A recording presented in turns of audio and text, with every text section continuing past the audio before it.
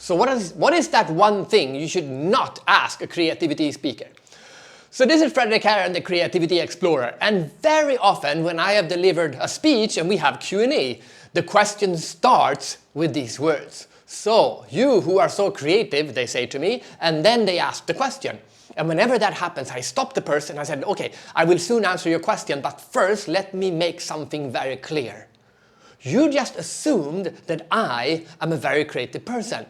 That is not necessarily something that you can draw a conclusion of based on what I've just been speaking about. You see, if I have written a book about football, does it mean I'm a great football player? No, it doesn't. It means I am knowledgeable about football, I am passionate about football, but it doesn't make me a great football player.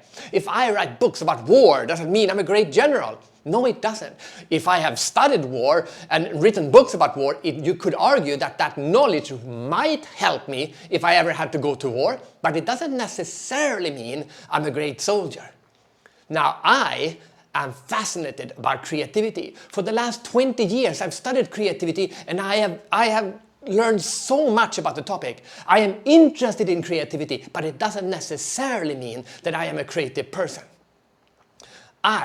Of course, the more I've learned about it, the more I've studied it, the more I've understood about creativity, the more it has helped me get understanding of what creativity is, and that has hopefully made me more creative than when I started 20 years ago. But you see, it's not a competition.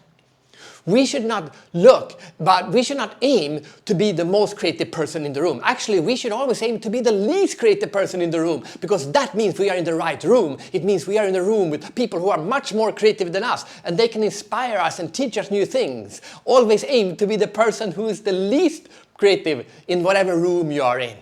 Now, I have interviewed some of the most creative people on the planet in my role as the Creativity Explorer, and the more I do, the less I feel that I should be compared to these creative geniuses. The more humble I become.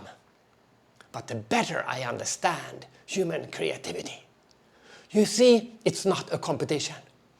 You should not compare yourself to me, and I should not compare myself to you, and you should not compare yourself to anyone. The only question you should ask yourself when you wake up in the morning is this: how can I become more creative today than I was yesterday? And the only question you should ask yourself when you go to sleep in the evening is: am I more creative today than I was yesterday? That is how we should think about creativity. Imagine, it's not about identifying the most creative person, it is imagining if everyone in a company suddenly focused on making themselves a little bit more creative every day. Imagine what that company will look like a year from now. That is the lesson today from me, Fredrik Herren, the Creativity Explorer. Always aim to be the least creative person in the room. Always strive to be more creative tomorrow than you are today, and to be more creative today than you were yesterday. That is how we should look at creativity. That's where the potential is. This is Fredrik Herren, the Creativity Explorer, wishing for you to discover your full creative potential.